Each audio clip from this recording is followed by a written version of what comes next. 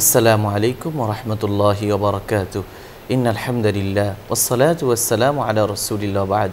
সম্মানিত দর্শক শ্রোতা, কাছে দূরে, দেশে কিংবা প্রবাসে, যে যেখানে বসে টিভির পর্দায় কিংবা ইউটিউব চ্যানেলে আমাদের দেখছেন, শুনছেন, সবাইকে জানাই আন্তরিক শুভেচ্ছা ও অভিনন্দন। প্রিয় দর্শক শ্রোতা, প্রতিদিনের মতো আজও আমরা ইসলামের গুরুত্বপূর্ণ এবং আমাদের জীবন ঘনিষ্ঠ বিষয় নিয়ে হাজির হয়েছি। বরাবরের মতোই আমরা দেশের একজন বিশিষ্ট ইসলামী চিন্তাবিদকে আমন্ত্রণ জানিয়েছি। আজ আমাদের সঙ্গে যোগ দিয়েছেন সার্কিট হাউস জামে মসজিদের সম্মানিত খতিব, দেশের প্রখ্যাত আলেম, গবেষক, লেখক শেখ আরিফ উদ্দিন মারুফ। আসসালামু আলাইকুম ওয়া রাহমাতুল্লাহি ওয়া বারাকাতুহু। ওয়া আলাইকুম আসসালাম ওয়া রাহমাতুল্লাহি ওয়া বারাকাতুহু। মোহতারাম, কেমন আছেন? আলহামদুলিল্লাহ, আপনি ভালো আছেন? আলহামদুলিল্লাহ। প্রিয় দর্শক শ্রোতা, আজ আমরা যে বিষয়ে কথা বলবো সেটি হলো সন্তানহারা মা বাবার জন্য নবীজির সান্ত্বনা। সম্প্রতি আমাদের দেশে একটি কলেজের উপর একটি বিমান দুর্ঘটনাকে কেন্দ্র করে অনেকগুলো তাজা প্রাণ ইতিমধ্যেই শাহাদাতের মর্যাদা লাভ করেছে। তাদের মধ্যে অনেক শিশু সন্তান, যারা কেউ কেউ মা বাবার একমাত্র সন্তান, আবার কেউ কেউ অপ্রাপ্ত বয়স্ক নাবালেক অবস্থায় এই দুনিয়া থেকে বিদায় নিয়েছেন। এমন একটি ঘটনা পুরো বাংলাদেশের নারী পুরুষ, মুসলিম অমুসলিম নির্বিশেষে সমস্ত মানুষের হৃদয়কে আহত করেছে, শোকার্ত করেছে এবং বিশ্ব মিডিয়ায় তা প্রচারিত হয়েছে। বিভিন্ন দেশ থেকেও এর জন্য সহমর্মিতা জ্ঞাপন করা হয়েছে। আসলে যার সন্তান হারিয়ে যায়, যার জীবন থেকে জীবন্ত অবস্থায়, জীবিত অবস্থায় তার সন্তানের লাশ যে কাঁধে নেয়, তার ভেতর কি কষ্ট, সেটা প্রকাশ করার ভাষা এবং সেটা মানুষকে দেখানোর ভাষা পৃথিবীর কোনো সাহিত্যিক, কবি, চিত্রকরের নেই। তথাপি আমরা মুমিন হিসাবে, ইমানদার হিসাবে, কোরআন সুন্নাহর অনুসারী হিসাবে, আল্লাহর বান্দা হিসাবে আমরা সান্ত্বনা খুঁজব কোরআন সুন্নাহর কাছ থেকে। নবী করিম সাল্লাল্লাহু আলাইহি ওয়াসাল্লাম সন্তানহারা মা বাবার জন্য তার মুখ নিঃসৃত বাণী উচ্চারণ করেছেন, সান্ত্বনা বাণী। সেই সান্ত্বনাগুলো অনেকের জন্য কাজে আসতে পারে।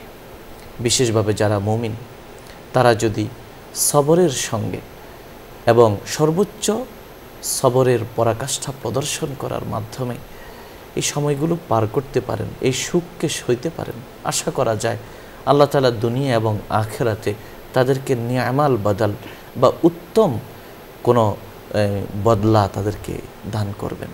আসুন আর দেরি না করে আমরা আমাদের সম্মানিত অতিথির কাছ থেকে কোরআন সুন্নাহর আলোকে এমন কিছু সান্ত্বনা বাণী শুনব ইনশাআল্লাহ।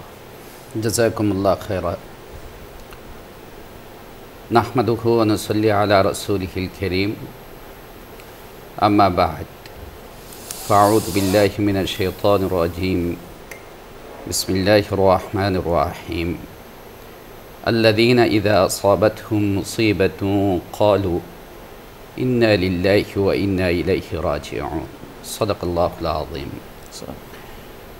সুপ্রিয় দর্শক মণ্ডলী, কাছের এবং দূরের যারা আমাদের আজকের এই অনুষ্ঠান দেখছেন, আমি শুরুতেই একটি বিষয় আরজ করতে চাচ্ছি এবং বলতে চাচ্ছি যে আমাদের আজকের এই কোরআন এবং হাদিসের আলোকে যে আলোচনাটি হচ্ছে, এর যা সোয়াব আল্লাহ সুবহানাহু ওয়া তাআলা রেখেছেন, সেই সোয়াব আমরা ওই সকল শহীদান, ফুটফুটে ফুলের মতো শিশুগুলো এবং তাদের সাথে বড়রাও আছেন যারা শাহাদত বরণ করেছেন, তাদের রহের মাগফিরাতের উদ্দেশ্যে আমরা ইসালে সোয়াব বা উৎসর্গ করার নিয়ত করছি।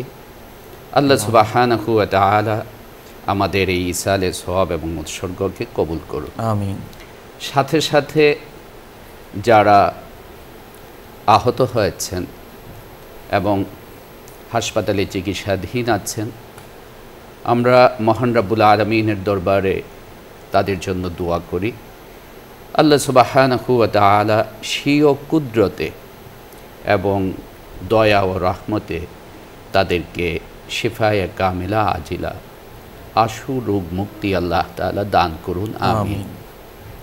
আমরা দোয়া করি তাদের জন্যও যে সকল মা বাবা এবং পরিবারের লোকেরা তাদের কলিজার টুকরা সন্তানকে হারিয়েছেন, এই ঘটনায় তাদের সন্তান এবং আত্মীয় স্বজনকে হারিয়েছেন, আল্লাহ সুবহানাহু ওয়া তাআলা যেন তাদেরকেও সবরে জামিল, উত্তম ধৈর্য ধারণ করার তৌফিক দান করুন, আমিন।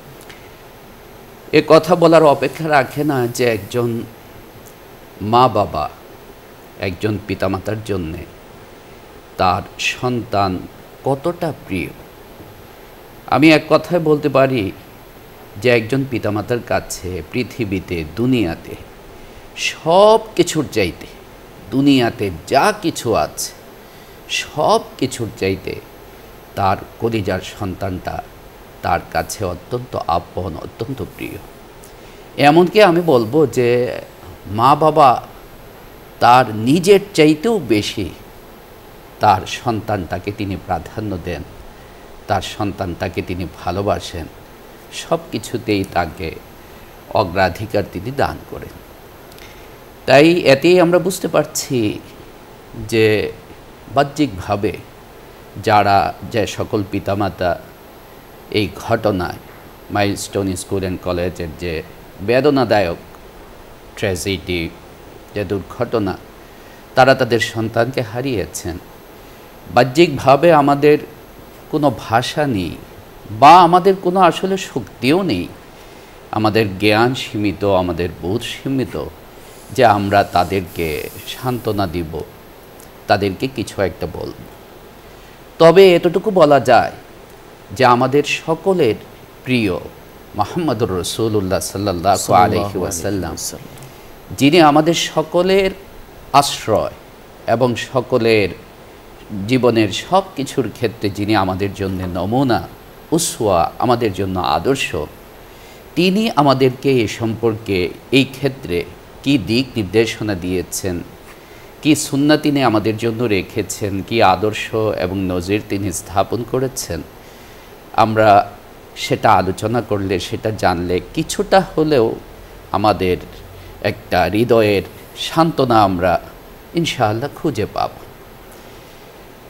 আমরা শুরুতে আরেকটা বিষয় পরিষ্কার করতে চাই, ক্লিয়ার করতে চাই যে ইসলাম এবং কোরআন এবং হাদিসের দৃষ্টিতে যে সমস্ত ফজিলত, সোয়াব বা মর্যাদার বিষয় আছে সেগুলো দুই শ্রেণীতে বিন্যস্ত। কিছু ফজিলত এরকম আছে যেগুলিকে বলা হয় ইখতিয়ারি। ইখতিয়ারি মানে হচ্ছে এটা আমার ইচ্ছা, আমার শক্তির অধীন। যেমন উদাহরণস্বরূপ বলি, নফল রোজা রাখা অনেক ফজিলতের, সোমবার বৃহস্পতিবার রোজা রাখা অনেক ফজিলতের। এই ফজিলতটা এরকম যে আমি যদি ইচ্ছা করি, নিয়ত করি, আল্লাহ আমাকে শক্তি দিয়েছেন, এটা অর্জন করতে পারবে যে কোনো নারী, যে কোনো পুরুষ, সচ্ছল অসচ্ছল, ধনী গরিব, যে কোনো কেউ এটা অর্জন করতে পারবে। আর কিছু ফজিলত আছে এরকম যে ফজিলতগুলো, যে মর্যাদাগুলো বা যে সওয়াবগুলো ইখতিয়ারি নয়, গায়রে ইখতিয়ারি, মানে এটা আমি ইচ্ছা করলেই হাসিল বা লাভ করতে পারবো না। কন্যা সন্তানের পিতা হওয়ার যে ফজিলত, এটা তো আমার ইচ্ছার সাথে সম্পর্ক না, এটা আল্লাহ সুবহানাহু ওয়া তাআলা যাকে কন্যা সন্তান দান করার ইচ্ছা করবেন বা দিবেন সেই ফজিলতটা পাবে। বালা মুসিবতে সবর করার যে ফজিলত, এটাও আমি ইচ্ছা করে অর্জন করার বিষয় না। আল্লাহ সুবহানাহু ওয়া তাআলা যাকে বালা মুসিবতটা দিবেন সেই একমাত্র সুযোগটা পাবে এখানে সবর এবং ধৈর্য ধারণ করার, ফজিলতকে লাভ করার। ঠিক অনুরূপভাবে আমি শুরুতেই সুসংবাদ দিচ্ছি সেই সমস্ত সেই সকল পিতামাতার, যে এই একটা ফজিলত, এমন একটা ফজিলত যেটা কেউ ইচ্ছা করলেই অর্জন করতে পারবে না। সন্তান হারার যে ফজিলত, ছেলে মেয়ে হারানোর যে, শিশু হারানোর যে ফজিলত, এটা তো কেউ ইচ্ছা করে লাভ করতে পারবে না। এটা একমাত্র আল্লাহ সুবহানাহু ওয়া তাআলা যাকে ইচ্ছা করবেন তাকেই আল্লাহ সুবহানাহু ওয়া তাআলা দান করবেন। তাই শুরুতেই আমি কোরআন এবং হাদিসের আলোকে আমার যে সকল মা বাবা ভাই বোনের তাদের সন্তানকে তারা হারিয়েছেন, তাদেরকে আমি বলবো যে আপনি এইভাবে চিন্তা করে যে এটা তো, এখানে তো আমার কোনো দখল নেই, আমার কোনো ইচ্ছা অনিচ্ছার কোনো মিশ্রণ এখানে নেই, সংশ্লিষ্টতা এখানে নেই, তাই আমি এটাকে মিনাল্লাহি, আল্লাহর পক্ষ থেকে আমার জন্যে ফজিলত হিসাবে আমি মনে করে আমি একটা বড় সান্ত্বনা লাভ করব। কারণ আমরা ইমানের যে মূল স্তম্ভগুলো আছে, ইমানে মুজমাল বলেন বা ইমানে মুফাসসাল বলেন, এগুলোর মধ্যে একটা কথা এটা আছে যে আমরা আল্লাহ সুবহানাহু ওয়া তাআলা আমাদের জন্য যা ফয়সালা করেন সেটার মধ্যেই আমরা আমাদের সন্তুষ্টি, আমাদের আনুগত্য, আমাদের সমর্পণকে প্রকাশ করা। তাই আমরা এখানে আল্লাহ সুবহানাহু ওয়া তাআলার ফয়সালা এবং হুকুমের সামনে নিজেকে সমর্পণ করে দেওয়া এবং নিজের সন্তুষ্টি প্রকাশ করা, এটার মধ্যেই ইনশাআল্লাহ আশা করি একজন মুসলমান হিসাবে দৃঢ় বিশ্বাস আমাদের যে এটার মধ্যেই আল্লাহ তাআলা আমার জন্য কল্যাণ রেখেছেন। আর আখিরাতে তো আল্লাহ সুবহানাহু ওয়া তাআলা বিপুল সওয়াব এবং মর্যাদার ব্যাপার এখানে আল্লাহ সুবহানাহু ওয়া তাআলা রেখেছেন। একটা হাদিস, যে হাদিসটি ইমাম মুসলিম রাহমাতুল্লাহি আলাইহি তার সহিহ মুসলিমে উল্লেখ করেছেন, ইমাম তিরমিজি রাহমাতুল্লাহি আলাইহি তার সুনানে তিরমিজিতে উল্লেখ করেছেন, ইমাম আহমদ বিন হাম্বল রাহমাতুল্লাহি আলাইহি তার মুসনাদে আহমদে উল্লেখ করেছেন যে জান্নাতের মধ্যে আল্লাহ সুবহানাহু ওয়া তাআলা একটা প্রাসাদই রেখেছেন, যে প্রাসাদটা ভিন্ন, এটা সবার জন্য না, এটা রোজাদারের জন্য না, হজ করনেওয়ালার জন্যও না, এটা ওর জন্য না, ওর জন্যও না। এই প্রাসাদটার নাম হচ্ছে বাইতুল হামদ। এই প্রাসাদটা কাদের জন্য?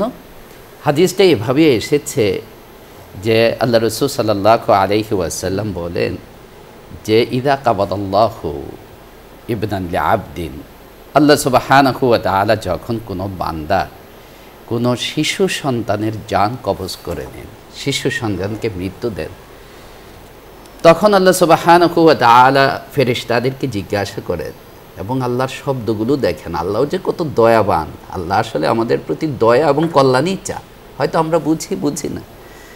আল্লাহ তাআলা ফেরেশতাদেরকে এভাবে বলেন, আচ্ছা আমি আমার বান্দার কলিজার টুকরাটাকে নিয়ে এসেছি। কোনো কোনো হাদিসের শব্দে এসেছে সামারাতা ফুআদি, মানে তার হৃদয়ের কি বলবো প্রস্ফুটিত ফুল, ফলবান ফলটাকে আমি নিয়ে এসেছি। আমার বান্দা কি বলেছে? ফেরেশতারা বলেন, হে আল্লাহ, আপনার বান্দা আর কি করবে? আপনার প্রতি ঈমান, বিশ্বাস, ফয়সালা সে প্রকাশ করেছে, আপনার প্রশংসা আদায় করেছে এবং ইস্তারজা, সে এই কথা বলেছে ইন্না লিল্লাহি ওয়া ইন্না ইলাইহি রাজিউন, আমরা আল্লাহরই জন্যে, আল্লাহরই দিকেই আমাদের যেতে হবে। অর্থাৎ সে তার কি বলবো এটাকে সারেন্ডার, তার আনুগত্য, তার সমর্পণ সে আল্লাহ সুবহানাহু ওয়া তাআলার ফয়সালার সামনে প্রকাশ করেছে। আল্লাহ সুবহানাহু ওয়া তাআলা তখন এত খুশি হন, এত আনন্দিত হন যে ফেরেশতাদেরকে হুকুম করে দেন যে আমার এই বান্দার জন্য জান্নাতের এই প্রাসাদটা তোমরা নির্ধারণ করে রাখো, আর এই প্রাসাদটার নাম দাও বাইতুল হামদ, প্রশংসার প্রাসাদ, আল্লাহর প্রশংসা করার প্রাসাদ। এটা স্পেশালি আল্লাহ সুবহানাহু ওয়া তাআলা সেই সকল পিতামাতার জন্য রেখেছেন যাদের এই ফজিলত, সন্তান হারা বা সন্তানকে হারিয়ে ফেলা, সন্তানের মত হওয়া, মৃত্যু হওয়া, এই ফজিলত যারা হাসিল করতে পারেন তাদের জন্যই আল্লাহ সুবহানাহু ওয়া তাআলা রেখেছেন। আর একটা হাদিসের মধ্যে এসেছে, যে হাদিসটি ইমাম তিরমিজি রাহমাতুল্লাহি আলাইহি তার সুনানে তিরমিজিতে উল্লেখ করেছেন যে একদিন রাসূল পাক সাল্লাল্লাহু আলাইহি ওয়াসাল্লাম মসজিদে নববীতে, দরবারে নববীতে বসা আছেন, সাহাবাই কেরাম তার সামনে আছেন। তো এক সাহাবী, তার ছোট্ট একটা শিশুটা পিছনে ছিল, বাবা তাকে সামনে নিয়ে এসে একদম বাবার সামনে আদর করে সোহাগ করে বসিয়েছে। কয়েকদিন যাওয়ার পর আল্লাহ রসুল সাল্লাল্লাহু আলাইহি ওয়াসাল্লাম তার মাজলিসে ওই সাহাবীকে দেখতে পাচ্ছিলেন না। তিনি অনুপস্থিত, মাজলিসে আসেন না, মসজিদে আসেন না। সাহাবাই কেরামকে আল্লাহ রসুল জিজ্ঞাসা করলেন যে অমুককে যে আমরা দেখছি না, বিষয়টা কি? তারা খোঁজ নিয়ে জানালেন, ইয়া রাসূলুল্লাহ, তার তো ওই সন্তানটা মারা গেছে, এই শোকে এই দুঃখে সে আসতেছে না, হাজির হতে পারছে। আল্লাহ রসুল সাল্লাল্লাহু আলাইহি ওয়াসাল্লাম নিজে তার বাড়িতে গেলেন, তার ঘরে গেলেন, তাকে সান্ত্বনা জানালেন এবং তাকে বললেন যে তুমি কি এতে রাজি, সন্তুষ্ট নও, খুশি নও যে আল্লাহ সুবহানাহু ওয়া তাআলা এর বিনিময়ে তোমার জন্য জান্নাত রেখেছেন? সুবহানাল্লাহ। ওই সাহাবী বললেন এ কথা, হ্যাঁ ইয়া রাসূলুল্লাহ, আমি অবশ্যই এতে সন্তুষ্ট। তখন আল্লাহ রাসূল সাল্লাল্লাহু আলাইহি ওয়াসাল্লাম এই ফজিলতের কথা তাকে প্রকাশ করে দিলেন যে কারো যদি সন্তান মারা যায়, শিশু সন্তান মারা যায়, দেখেন এখানে একটা বিষয়, মানুষের সন্তান তো সন্তানই, বড় হয়ে মারা গেলেও যা, শিশু অবস্থাতে মারা গেলেও তা সন্তান, তো পিতামাতার কাছে সন্তান সবসময় সন্তান।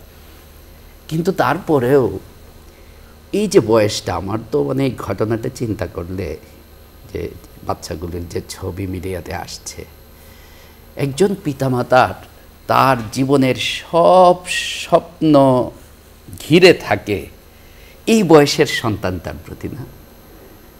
যখন সে মনে করেন 6-7-এ পড়ছে, 4-এ পড়ছে, ম্যাট্রিক দিবি, মানে জীবনের যত স্বপ্ন আছে জাগতিক, সব স্বপ্নগুলো পিতামাতার তার সন্তানের এই বয়সের সাথেই সংশ্লিষ্ট থাকে বা জুড়ে থাকে। তাই বড় হয়ে মারা গেলে সন্তান যত না বেশি কষ্ট, এর চাইতে বেশি কষ্ট হচ্ছে যখন এই সময়ে সন্তানটা চলে যায়। তাই বিশেষভাবে আল্লাহ সুবহানাহু ওয়া তাআলা এর ফজিলতের কথা বা আল্লাহ রাসূল সাল্লাল্লাহু আলাইহি সাল্লাম এর ফজিলতের কথা উল্লেখ করেছেন। একজন বাচ্চার মায়ের কথা না বাবার কথা মিডিয়াতে আসছে, মায়ের কথা সম্ভবত, যে মানে কতটা কষ্ট দেখেন, যে দীর্ঘদিন আল্লাহ সুবহানাহু ওয়া তাআলার কাছে দোয়া করে, উনি নিঃসন্তান ছিলেন, ওনার কোনো সন্তান ছিল না, এই সন্তানটা তিনি লাভ করেছেন অনেকদিন আল্লাহর কাছে দোয়া করে। আল্লাহ সুবহানাহু ওয়া তাআলা তার ইচ্ছায় এই সন্তানটা এভাবে চলে গেল, মানে তিনি এই দুঃখটাকে যেন বহন করতে পারতেছিলেন না, সহ্য করতে পারতেছিলেন। আমরা এখানে হযরত ইব্রাহিম আলাইহিস সালাতু ওয়াস সালামের নমুনা সামনে নিয়ে আসি, যে হযরত ইব্রাহিমেরও সেই বুড়ো বয়সে না কত আল্লাহ সুবহানাহু ওয়া তাআলার কাছে দোয়া করে হযরত ইসমাঈল আলাইহিস সালাতু ওয়াস সালামকে তিনি সন্তান হিসাবে লাভ করলেন। সেই সন্তানটা যখন এরকম বয়সের, মা বাবার সব স্বপ্ন তার সাথে সম্পর্কিত, বাবার সাথে ছোটাছুটি করে, কাজে যায়, বিভিন্ন জায়গায় যায়, এই সময় আল্লাহ সুবহানাহু ওয়া তাআলার পক্ষ থেকে হুকুম আসলো। কি হুকুম? কত কঠিন হুকুম, যে ইসমাইলকে কি করে দাও, জবে করে দাও, মানে আল্লাহর রাস্তায় তাকে উৎসর্গ করো, জবে করে দাও। হযরত ইব্রাহিম আলাইহিস সালাতু ওয়াস সালাম এখানে আমাদের জন্য নমুনা, যদিও এটা পরে হয়নি, আল্লাহর এটা উদ্দেশ্যও না, কিন্তু এই যে একটা বড় পরীক্ষা, যে হুকুম আল্লাহ তাআলার সামনে চলে আসা, হযরত ইব্রাহিম আলাইহিস সালাতু ওয়াস সালাম সেখানে সম্পূর্ণ নিজেকে মানে কমপ্লিটলি সারেন্ডার, যেটার নাম হলো ইসলাম। আমাদের সমাজে একটা কথা কিন্তু ভুল প্রচলিত আছে, আপনি জানেন বিষয়টা, যে সবাই আমরা মুখে বলে ফেলি এই কথা, ইসলাম মানে শান্তি। ইসলাম মানে শান্তি না, ইসলামের ধাতুগত অর্থ হচ্ছে শান্তি, মূল অর্থ হচ্ছে শান্তি। ইসলাম মানে হচ্ছে নিজেকে আল্লাহ সুবহানাহু ওয়া তাআলার ফয়সালা এবং হুকুমের সামনে সমর্পণ করা, যেটা আল্লাহ সুবহানাহু ওয়া তাআলা হযরত ইব্রাহিমকে বলেছিলেন ইজ ক্বালা লাহু রাব্বুহু আসলিম, হে ইব্রাহিম তুমি নিজেকে সমর্পণ করো।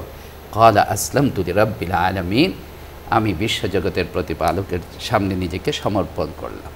ঠিক অনুরূপভাবে আল্লাহ সুবহানাহু ওয়া তাআলা অন্য এক আয়াতে ৮ নম্বর পারায় সূরাতুল আনআমে আল্লাহ সুবহানাহু ওয়া তাআলা উল্লেখ করেছেন ওই ইব্রাহিমের কথাই, নির্দেশ দিয়েছেন হযরত ইব্রাহিমকে, কুল ইন্না সালাতি ওয়া নুসুকি ওয়া মাহইয়ায়া ওয়া মামাতি লিল্লাহি রাব্বিল আলামিন, যে হে ইব্রাহিম তুমি বলো আমার নামাজ, আমার রোজা, আমার সব কিছু তো আল্লাহরই জন্য। এই যে দোয়াটা আল্লাহ রসুল বা আল্লাহ তাআলা শিখিয়েছেন সূরাতুল বাকারাতে, আমরা সবাই পাঠ করি এই দোয়াটা, ইন্না লিল্লাহি ওয়া ইন্না ইলাইহি রাজিউন। এই দোয়াটা কেবল একটা দোয়া না, এই দোয়াটা হচ্ছে একটা কি বলবো শিক্ষা, একটা লেসন, একটা দর্শ, একটা ফিলোসফি। কত বড় যে আমার অবস্থাটা অন্তরের যেন এরকম হয় যে আমরা তো আল্লাহরই জন্য, অর্থাৎ সব তো আল্লাহরই জন্যে, আল্লাহরই দিকে আমাদেরকে ফিরে যেতে হবে। এক হাদিসে আল্লাহ রসুল সাল্লাল্লাহু আলাইহি ওয়াসাল্লাম এদের কথা, ছোট্ট শিশুদের কথা, মানে মা বাবার জন্য কত খুশখবরি সুসংবাদের, বলেছেন যে এরা দাআমিয়াসুল জান্নাহ, জান্নাতের ছোট ছোট সৃষ্টি। কোনো কোনো রেওয়ায়াতে মানে কেউ কেউ অর্থ করেছেন জান্নাতের প্রজাপতি হিসাবে থাকবে। আর হাশরের ময়দানে তারা তাদের মা বাবার আঁচল ধরে, কোনো কোনো রেওয়ায়াতের মধ্যে আছে এভাবে কোমর ধরে তারা থাকবে। আর আল্লাহ সুবহানাহু ওয়া তাআলার কাছে বলতে থাকবে তারা যে যতক্ষণ পর্যন্ত আমারই মা বাবার ব্যাপারে জান্নাতের ফয়সালা না হবে ততক্ষণ পর্যন্ত আমি ছাড়ব না তাদের। অর্থাৎ এই সন্তানরা মা বাবার জন্যে আখিরাতে শক্তিশালী সুপারিশকারী হিসাবে হবে। আমরা দোয়া করি আল্লাহ সুবহানাহু ওয়া তাআলা যে সকল সন্তানরা শাহাদাত বরণ করেছেন তাদেরকে তাদের পিতামাতার জন্যে আখিরাতে সুপারিশকারী হিসাবে কবুল করুন। মূল কথা এটাই যে মুমিনের জিন্দিগি তো আখিরাতের জিন্দিগি, দুনিয়ার এই জিন্দিগি আগে পরে, কত বছর আগে কত বছর পরে, আগে পরে তো যেতে তো হবেই। বাস আল্লাহ সুবহানাহু ওয়া তাআলার ফয়সালা, এই ফজিলতের কথা আমি চিন্তা করে যে আল্লাহ যে কত ফজিলত রেখেছেন এখানে, এবং এটাও চিন্তা করা যে এই ফজিলতটা এরকম একটা ফজিলত যে আমি আপনি ইচ্ছা করলেই লাভ করতে পারবো না, আল্লাহ সুবহানাহু ওয়া তাআলার পক্ষ থেকে তারা লাভ করেছে। তাই এই ফজিলতের কথা বারবার চিন্তা করে আমি আমার মনকে সান্ত্বনা দিই। মোহতারাম, এই আমরা জানি যে বলা হয়ে থাকে এই ধরনের শিশু যারা আছে তারা মারা গেলে তাদেরকে আমরা শহীদ হিসাবে আখ্যায়িত করি।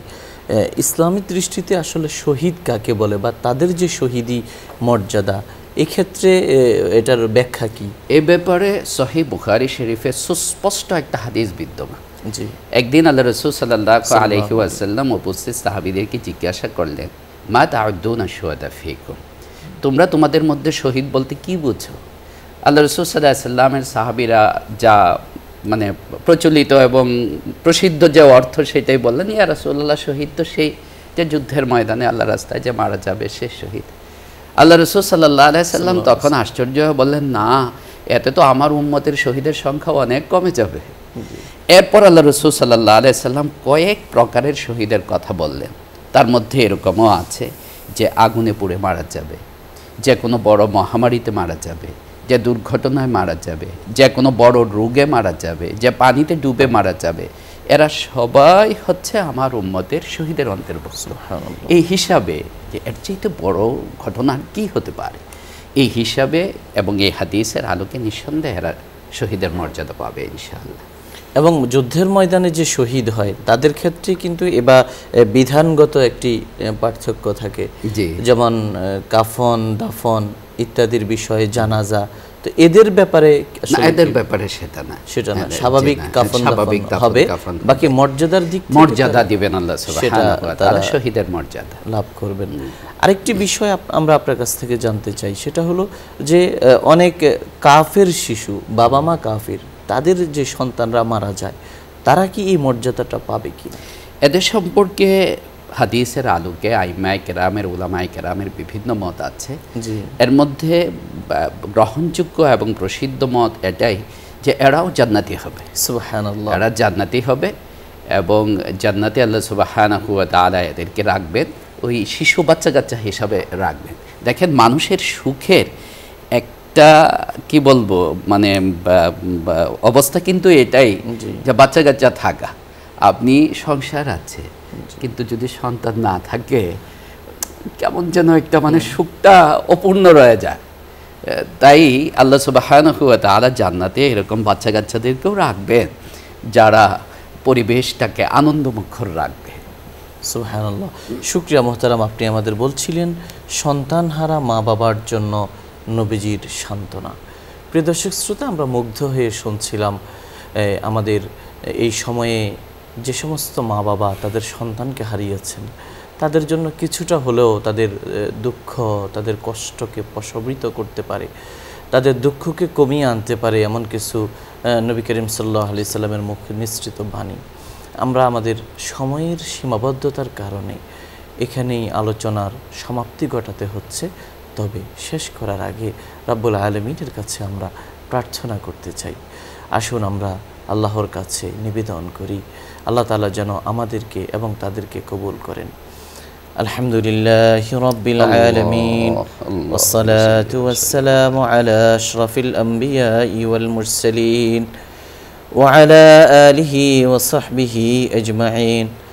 اللهم لك الحمد كما ينبغي لجلال وجهك وعظيم سلطانك سبحان الله وبحمده سبحان الله العظيم رب اجعلني مقيم الصلاة ومن ذريتي ربنا وتقبل دعاء ربنا اغفر لي ولوالدي وللمؤمنين يوم يقوم الحساب آمين.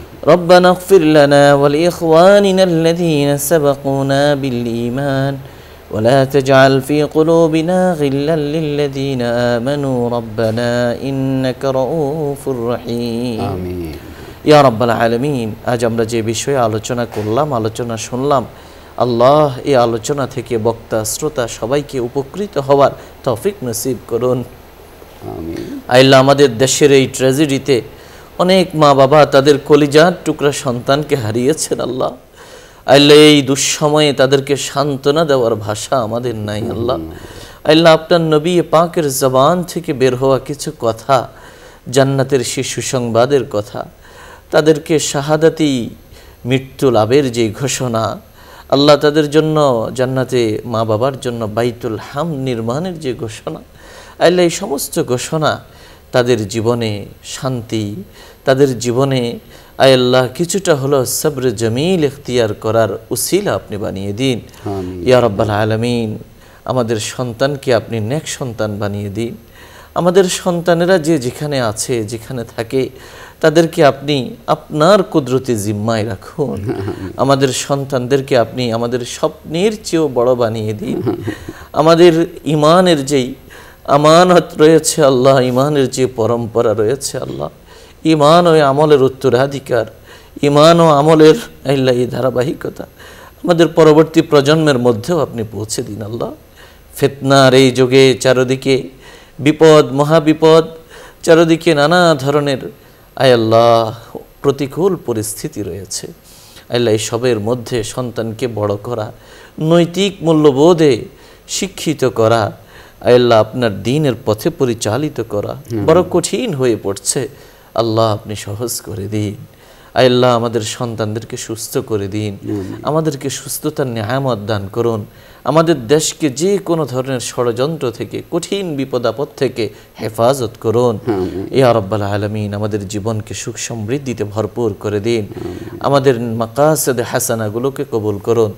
নেক নিয়ত, নেক আশাকে পূরণ করুন। কঠিন কাজগুলো সহজ করে দিন, বন্ধ দরজাগুলো খুলে দিন। সমস্ত পরীক্ষায় উত্তীর্ণ হওয়ার তৌফিক দান করুন। রিজিকের প্রশস্ততা দান করুন। ব্যবসা বাণিজ্য বারাকা নসিব করুন। ঋণ মুক্ত, সুদ মুক্ত, গুনাহ মুক্ত, অভাব মুক্ত জীবন দান করুন। উত্তরোত্তর ইজ্জত দান করুন। বেইজ্জতি থেকে হেফাজত, আমাদের দোষ ত্রুটি ঢেকে দিন, আমাদের মর্যাদা উন্নীত করে দিন।